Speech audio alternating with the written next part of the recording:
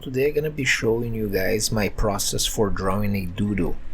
I like to show different styles of art that I make and explain a little bit the process behind these different styles.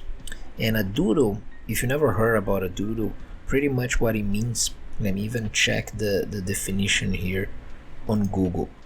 Means, there's different definitions, but pretty much means like scribble, sketch, while often thinking about something else. There's another here that says it means to scribble absent-mindedly.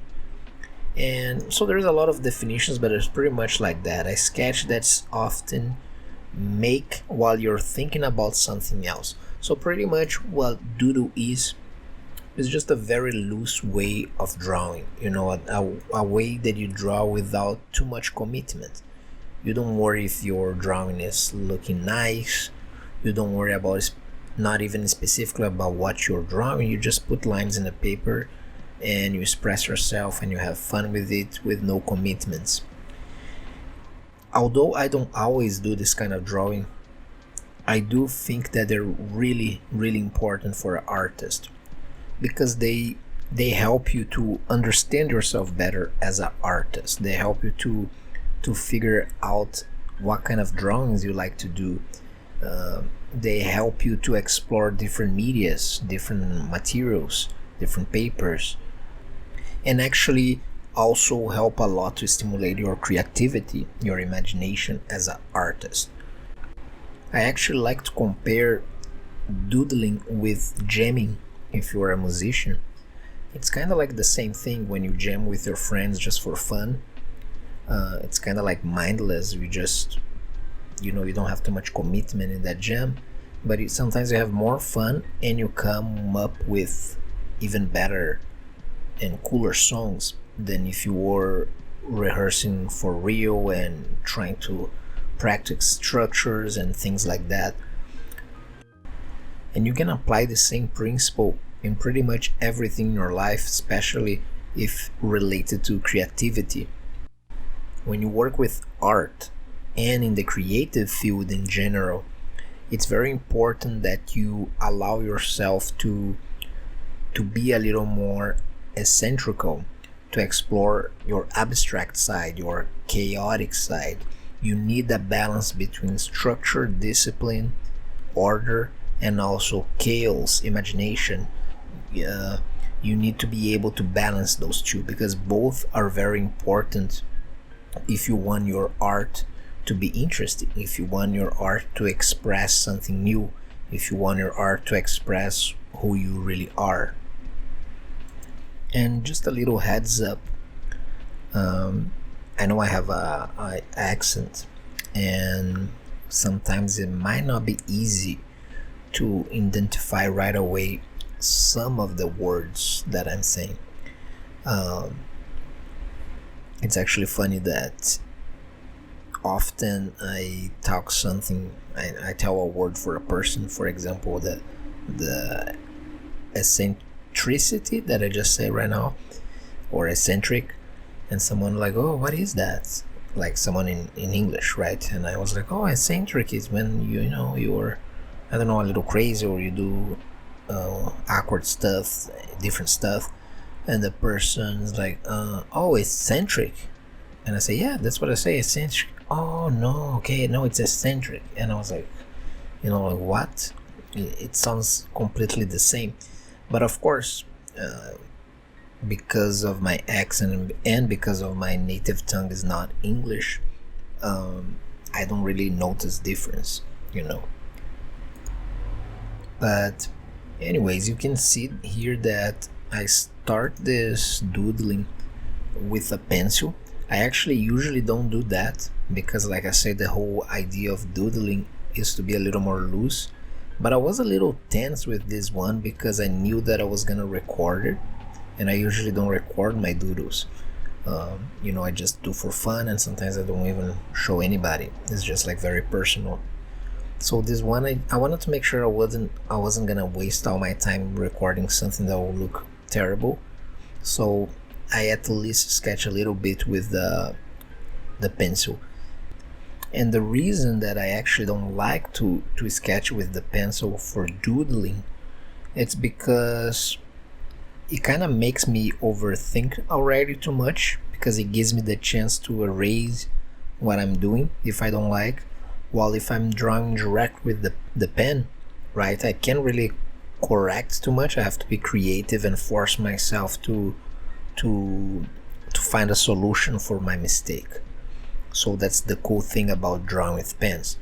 So, but of course that's something personal. You know, some artists, they already draw a lot with pens, so maybe it's worth to explore, try a different media. Me personally, I think when I draw directly with a pen, it's a little more effective. I'll probably try to be posting a straight up pen drawing soon, you know, because I do have fun doing those, not just with the micro Pigma pens, but also with the ballpoint pens, because they're a little more versatile. But again, each media gives you a different quality for your drawings. And it's actually very interesting too, something that I remember right now, that I think it's in the realm of doodling and mindless drawing, is that a lot of times when I'm at work or in a place that I shouldn't be necessarily drawing, like in a restaurant and I have a napkin, or I'm at work and I have like a sticky note or a cardboard, and I'm bored, or I'm just craving to draw, but I just have a Sharpie or I just have a ballpoint pen, and I start to sketch on that and doodling. Sometimes those are the most fun drawings that I make, you know. I don't know if they're necessarily the best.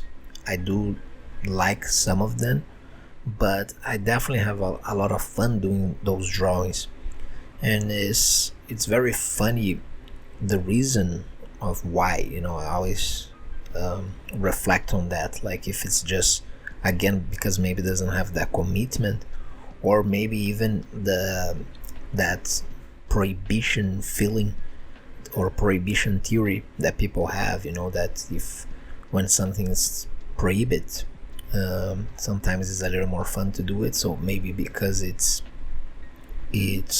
not meant to be drawn, you know, maybe because I have a lack of resources in that specific moment. You know, I don't have all my sketchbooks, all these options of different papers, all these options of different pens and pencils. I simply have just a cardboard and a Sharpie that kind of challenge me to be more creative and have more fun with it. So I don't know, maybe that's just a theory, but I thought it would be interesting to share here with you guys. Maybe I'm just getting out of focus here. So before I finish this video though, I just want to share a little bit of the process here, how I actually came up with this doodle. I just got inspired in a mug. I thought, like, you know, I'm just gonna start with a mug and try to do kind of like a mug head thing, and you know, the handle ended up becoming an ear. Then I just add eyes. I just always ended up drawing faces because I really have fun with, and I guess that's what doodle is about. And then of course I just pretty much start to scribble and draw kind of like branches and lines and eyes and all kinds of weird things. But to finish, I would just like to ask you guys to help me with this channel. It's a new channel, and you know, I'm still learning. I'm trying to figure out what's the best content to put out there without losing too much focus on what I like to do and who I am. So any questions that you have, suggestions of what kind of videos you would like to see, what you would like me to talk about, more tutorials, more like reflections on life, and maybe I might do some videos talking about more esoteric and occult things that I love this subject, and I think it will be cool to mix both things. I'll see. For now, I'm just gonna be posting random videos and seeing what is working and what people are enjoying. And yeah, please support the channel, give me a like, subscribe to my channel. For me, especially right now, makes a immense difference. Any like and help and comment, it does really help me a lot, not just because of YouTube, but because it motivates me to keep going and creating better content. Thanks again for watching the video, and have a good day.